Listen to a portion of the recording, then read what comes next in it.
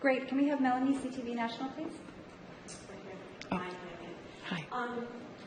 Just obviously there are real concerns in the inquiry. It's in serious trouble, that things aren't moving as people expected them to the families, to those ones who lost something. Just what do you say to them today to give them renew some confidence in the process, because there has been serious issues raised and concerns with the process so far? I want to tell the families and the survivors that we have been working very hard to build a good foundation to move forward with our inquiry, that we start our first community hearing in about a week or less in Whitehorse. That will take the full week, and from there we're going to be working very hard on the ground to set up all of the arrangements for hearings that will start in the fall. We're working hard, we're working carefully, we're working with the advice of community members, elders, people who are interested in the work that we're doing. Families play an important role in advising us. And just reading through this, there does seem to be an acknowledgement that more time and finances are going to be required. How have you been approaching members of the federal government? Are you approaching to get an extension or to get additional funding? We're doing our homework at this point in time. We're starting actually we've already started our own analysis of our work plan, because back in September we planned our work so we would be able to complete within the time frames that the government gave us. Since then, we've had to keep revising our timelines and our work plans, and we're going to have to start looking forward to see realistically what we need to do and the time that we will require to do that. Okay, can we please have CBC Briar Stewart on the call-in? Yes, can you hear me okay? Yes, we can hear you, Briar. No, in response to the specific concerns related to support for families and whether or not they give enough information about how they can respond, how they can testify, is there a plan to change the communication strategy as it is now in response to some of those concerns and criticism? Okay, I'm not sure if I heard your whole question, but what I did grasp was what we're planning to do regarding our communication strategy because of the criticism that there has been in the past. And that's the question I'm going to be answering. And so we realized that our communication strategy and communications outreach was lacking. We saw that. And as a result, we, being the National Inquiry, hired Brene Bolton, our Director of Communications. We take full responsibility for our poor communication strategy, poor communications with the public and with the families as well. We fully acknowledge that and take responsibility for it, and we've taken important steps to correct that shortcoming or that weakness. Okay, Radio Canada, and here in the room. Yes, sir? I don't know exactly how to phrase that question. When the commission was launched, there was such hope, such expectation among First Nation people, and now it seems that it's going nowhere very fast. What has happened? Okay, you've asked me several questions, and I'll try to answer as many of them clearly as I can. First of all, when we started in September, there was a lot of hope. And I can tell you there's still a lot of hope out there. We still enjoy the support of many family members across Canada, many survivors across Canada. We continue to receive letters, emails, telephone calls of people saying, we support what you're doing. We receive some great comments of what we can do better, and we We always take those into consideration. There's still hope, and there's still a lot of hope out there, and I can certainly say that without hesitation. Has the inquiry moved as quickly as some people wanted it to? Well, here's an interesting story. On the one hand, we have people in the communities who are saying, move faster, go faster. We have waited and we have worked for 20, 30, 40 years for this inquiry, so get going. And I understand them. There are women and men across Canada who've worked very hard for as long as 40 years for this inquiry to come to life. I understand their frustration. I understand their anxiety. We also have people telling us, do it right, take your time, be careful, be respectful, be trauma-informed. I understand where they're coming from too, because they don't want the hurt to continue. I want to start this quickly. And to be very honest with you, we could have rolled out a Western legal-based courtroom-like inquiry months ago. It's pretty, I can't say it's easy because it isn't, but an inquiry like that has been done. There are plenty of precedents. There are challenges, of course, but we're not doing it that way. We want to take a decolonized Indigenous approach to this work that will do no further harm. You can't roll that out in a couple of months. It takes time to do it right, and we intend to do it right. That's the only way that's fair to honor the spirits of the lost women and girls and to honor the spirits of the survivors. Nobody wants another Picton inquiry. Thank you, Marion. Can you look at all the cameras when I'm stressing? Ryan Kessler, Global News, Saskatchewan, on the line. Yes, good afternoon. My question is in regards to the open letter, in which critics say November 1st is too soon for a first report. Are you planning on proceeding with that timeline, and what will that report focus on? I'm glad you asked the question about the report, because there's something that everybody needs to know. We're more than just hearings. We have a research team and a legal team who are doing work to prepare for our first report.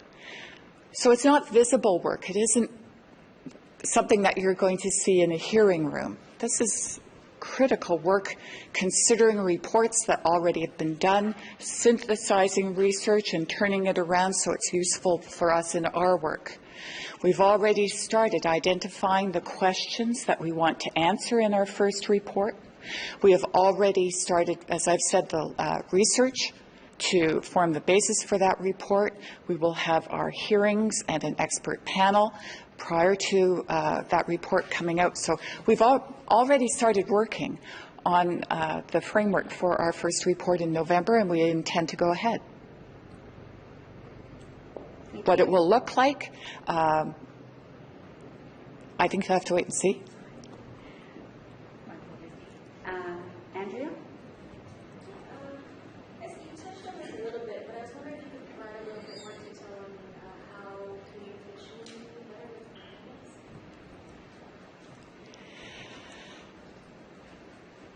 I think that's maybe a question you can ask Ms. Bolton. But we have a communication strategy that will include not only the various types of social media, and I'm sorry, I'm not an expert in that. We have plans for ongoing relationships with our National Family Advisory Circle. We have our website, of course, that's being updated constantly and revised through Ms. Bolton and her team. We're looking at more innovative ways of reaching out to people who don't have internet or don't have telephones, for example. Also, the challenge of reaching out to homeless people. So there are plans, and I hope we get to the situation where the people in the media will say, oh no, not another one from them. You'll be tired of us. Learning through trauma has been said that the whole process is traumatizing, I understand. What will the inquiry do? Not just say, but do to make sure that this process is not traumatizing people again? Thank you for raising that issue of being trauma-informed, because that's, first of all, in our terms of reference. Trauma-informed means taking care, I think is the easiest way of describing it. Taking care of people. And what we want to do is ensure that even before people tell their stories to us, they have the proper health supports that they decide that they need. While they're speaking to us and telling us about their experiences, we'll have support people for them and our own health people. Also, after they finish telling their stories to us, we have a follow-up plan, so they're continuing to get the supports that they decide that they need.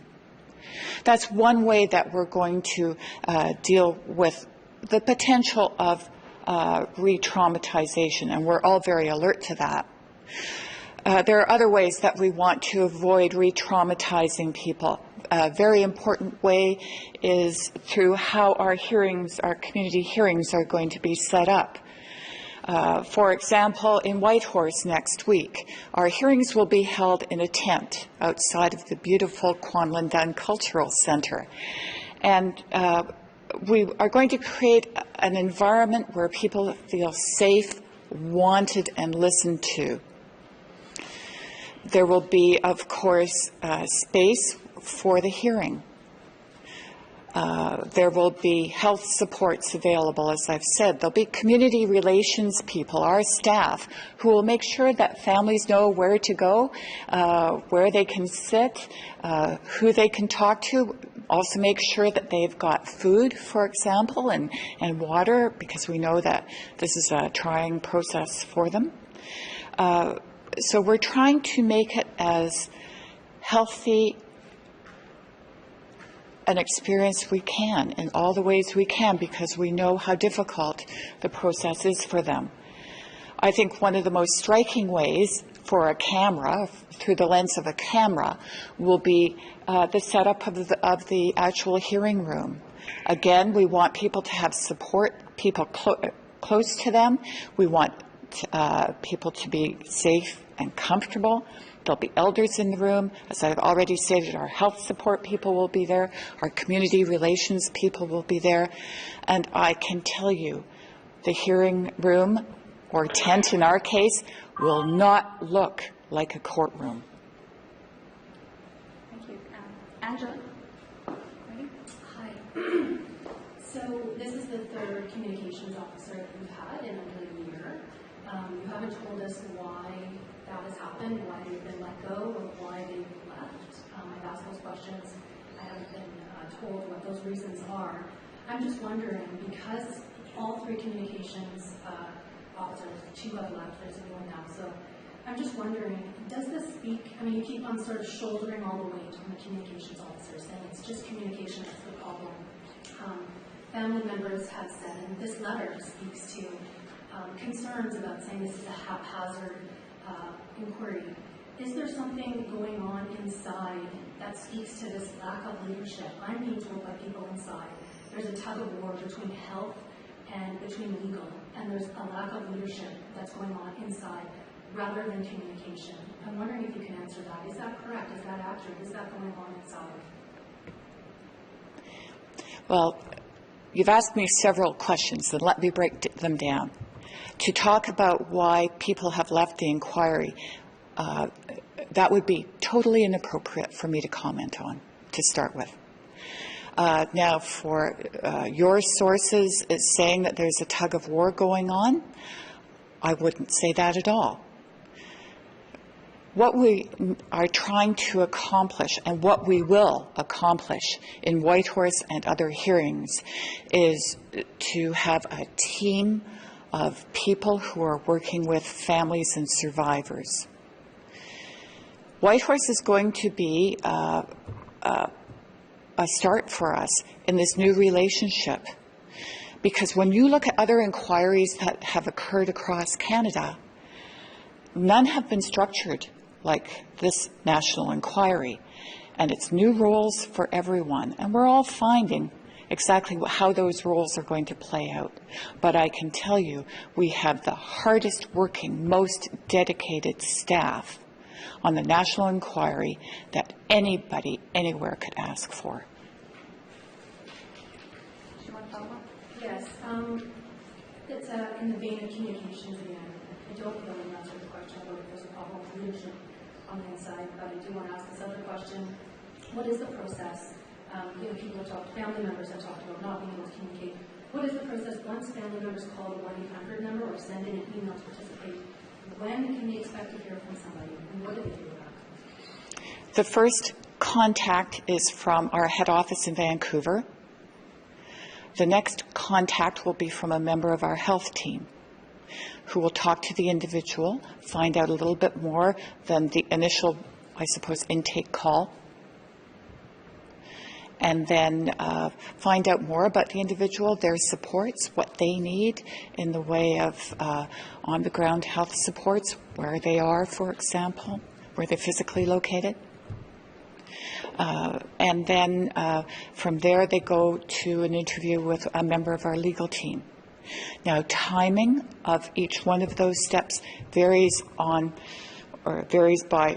where the person is, what languages they speak, and their own availability. So those are the 3 steps. Thank you. Post Media on the line, National Post Media, is that Maura? Yes, thanks. I'm wondering why the decision was made to go ahead with the hearing in Whitehorse when all of the others have been postponed, and also if you can give an update about the work that went on in the Yukon this week in preparation for the hearing. I'm sorry, I missed part of your question. The first part I got was why we're going ahead in Whitehorse, I believe. And I'm sorry, I didn't hear the rest of it. And the second part was if you can give an update about the work that's been happening in the Yukon this week in preparation.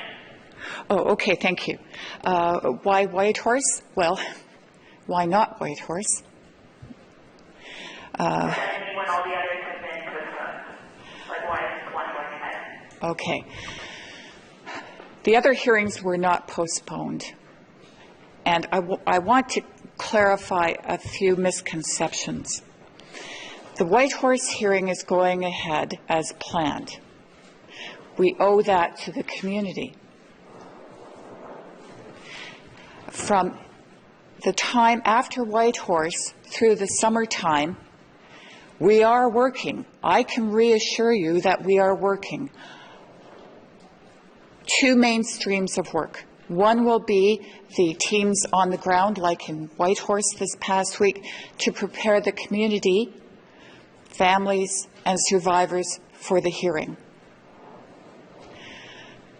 Also, the research and legal team are planning a panel of experts on decolonization and Indigenous laws for probably sometime in August. Now, what have the teams been doing in Whitehorse this week? They've been talking to family members and survivors who want to give evidence, who want to participate in the inquiry. They've been arranging for on-the-ground health supports, transportation, things of that nature. The community relations team has been reaching out to elders, to respected people in the Indigenous community in the Yukon to ensure that we have the proper ceremony at the beginning of our inquiry, during and after the national inquiry finishes the hearings. We also of course, have a logistical team to make sure that we have the right number of rooms, that we have catering, that we have all the facilities available that we need. So they're doing the groundwork ahead of us to help prepare families and survivors and to prepare the physical setting where we're all going to be working very hard next week. I'm not sure if I answered all of your questions. Yeah, I guess I was just wondering if there was a reason why the White Horse experience was able to go ahead when others won't happen for quite some time.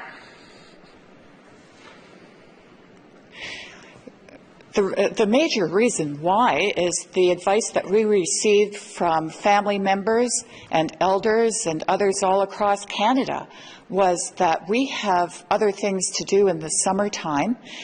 For some people, it's the powwow circuit that they're out on. For some people, it's going to be traditional hunting and sustenance activities. For other people, they want to spend time with their families. For other people, they're traveling for other purposes. Children are home from school as well. So the reason we made the decision to continue with Whitehorse, but to do the groundwork for our upcoming hearings in September was the advice we received from the people who know best. Thank you. Tina, APTN, please. Along with asking an extension as well as more funding from the federal government, many family members have expressed a disheartened attitude towards the fact that police will still not be accountable within this process. Are there any opportunities for you to ask the federal government to amend the terms of reference to include that?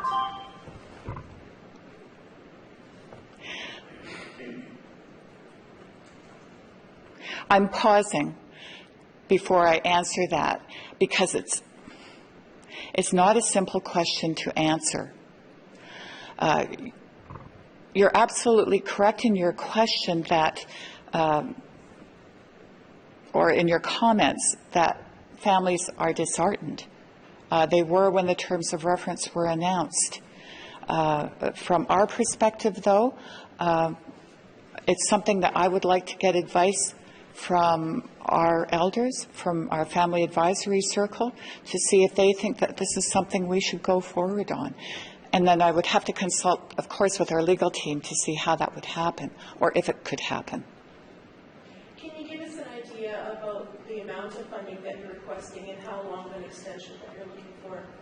I can't tell you as of today how long of an extension we're looking for and then what the resulting amount of money would be, because we have to do a very thorough analysis. We have to receive advice from our National Family Advisory Group, from elders and from others across the country. So it won't be a quick analysis. It will be a very careful and well thought out analysis. Thank you. Is Ann Henman from CBC Radio on the line? No question. Thank you. And here in the room, I have Canadian Press. Gordon? Sorry to follow on that last question. Do you have any idea on a timeline of when you'll be able to deliver any timeline in regards to budget? I understand your question. As of today, no, I can't, because it has to be a thorough analysis. We have to receive advice. We have to look at the legal ramifications of asking for an extension, because remember, not only are we a national inquiry, we're a provincial inquiry in each province, as well as a territorial inquiry in each territory. So this won't be a simple process. But we will certainly keep the public apprised when we get to the point of knowing what our answers are for you. Maybe to double barrel my follow-up. It's going to be pulled in a lot of different directions, postponing some things, trying to keep everyone happy. Firstly, is it possible you think, in this process to keep everyone happy? And secondly, what is the risk, I guess, of re-traumatizing people who have been given this sort of promise and this hope, and possibly by either failing to deliver or delivering poorly on this process? I think that we can keep people. Let me backtrack a moment. I have no doubt that we can maintain hope. That's important. I think the commissioners and I share one important concern above all, and that's our fear of re-traumatizing people. And every step of our work has that theme of how can we avoid re-traumatizing? How can we take this step in our work without traumatizing or re-traumatizing people? It's a concern we live with daily and we take very seriously. Okay, thank you. I have Rihanna Johnson on Vice. Are you still on the line? No, is anyone else? Have I not covered anyone else? Oh, sorry. Oh, hello, sorry. That's okay. That's okay. Go ahead. Okay, the overwhelming majority of hearing won't happen until September, then how will the November 1st report be informed? Do you expect to meet with all those families within 2 months and get enough information from them? Okay. Our hearing in Whitehorse will provide a lot of the statement gathering, if that's a familiar term. We will gather some information from Whitehorse. We also, through our terms of reference, have to consider all of the evidence, all of the statements that were gathered in the pre-inquiry process. We also have to consider certain bodies of research that have already been done. So those three main areas will inform the work that we put into our first interim report. Okay, any final questions in this room?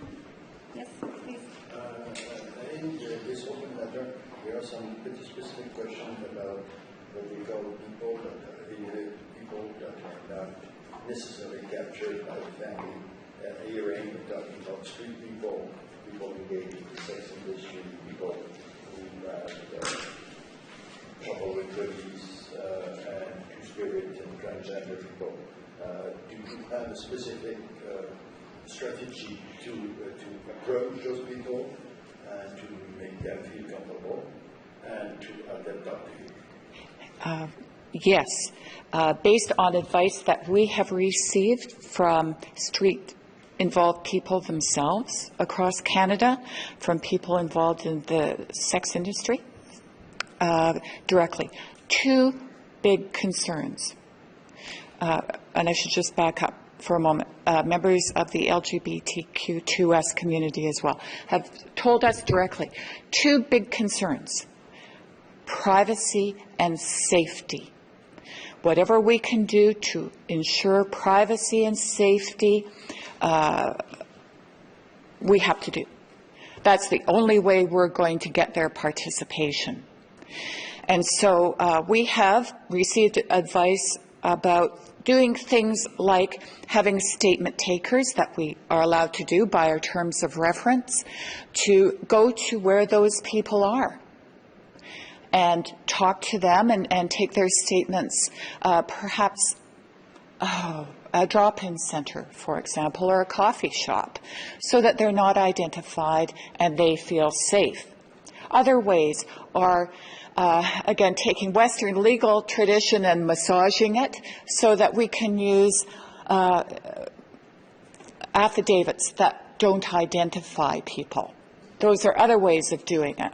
But we want to make sure that they are safe and their privacy is respected at all times. They can also speak to commissioners at hearings in private, but we've been told that probably won't happen very often. So we have to go to them, make them feel safe, and make them respect their privacy. If I may echo the sub-question on the same subject, but does the Commission have the credibility at this moment to look at the Canadian public and the press and to say, we have talked to a person that we cannot say the name, we cannot tell you what he or she looks like, and this person told us this. Are you trusted enough at this moment of the life of the Commission to look at the Canadian public and the press and say, this person told us, but we cannot tell you who that person is, how to recognize that person, how to cross-check that person? Do you think that you have this credibility at this moment in time? I believe we do, without hesitation, yes, because we're looking at systemic causes of violence. And it's a matter of saying we need to, or knowing, not saying, but knowing that we need to get their stories and get their experiences. And that means being innovative. Thank you. Last question on the phone. Did I miss anybody? Okay, and I think I have one final here. Just one final. Okay. Fine, go ahead. Yeah, go ahead. So, Yeah. okay. I just, I'm sorry, this other thing. So, yes, so you put your hand first, please, Gordon, you did. I noticed some. Yeah, so just to follow up quickly, And then- to what extent, I guess, you talk about communication in Europe, to what extent is this an issue of communicating, doing the right work, the process, or to what extent are the issues more the substantive underlying things, whether it's the process, whether it's the leadership, the people behind it? I'm sorry, could you rephrase that again? How much of this is a communication problem, and how much of this is an internal problem, whether it's leadership or the process, etc.? Okay. From my perspective, it's a communication issue because I accept the responsibility for the fact that we have not properly communicated the good work that we have been doing. I don't think it's a matter of leadership. I don't think it's a matter of staff issues. It's our fault for not communicating the tremendous work we have already accomplished. So to pick up on that then, so the communication, and you're talking about there's a lot of good work being done, and maybe we haven't been as privy to knowing about that. But then at the same thing, we're asking for an extension, an additional budget, but we can't talk about what the extension of timeline will be. Things have been delayed, things are being postponed. And considering the processes that have come before that have been riddled in process and protocols and delays, what can you say, or what would be the top priority point you would make that would drive home some confidence back into this process? Because you say it's good work's happening. We're not been privy to that communication, but we still, it just seems to me today in a lot of the comments, I'm hearing more about protocol and process. What's the top priority that you need to do to make sure that this inquiry is on the rails, going the way it's supposed to? The top priority for the national inquiry is to let the whole country know the tremendous work we have already done and the work that we plan to do and how we're going to carry out that work. Okay, last one. Thanks. Just considering, I've seen dozens of family members publicly state that this process, this national inquiry in its entirety, needs to be reset. It needs to be stopped. It needs to be reconsidered. Maybe the commissioners need to be replaced. Things need to be rethought. It needs to stop. Knowing that you seem to be passionate about this, it's a very vulnerable, sensitive issue, the same with Indigenous women and girls. How do you feel knowing that the people that this is for, the family members of those that have died and murdered or still missing, want this to stop? They don't like how this is going. I hear you saying a little about the good work, but the family members who are supposed to be the underpinning foundation of this don't like what's going on at all.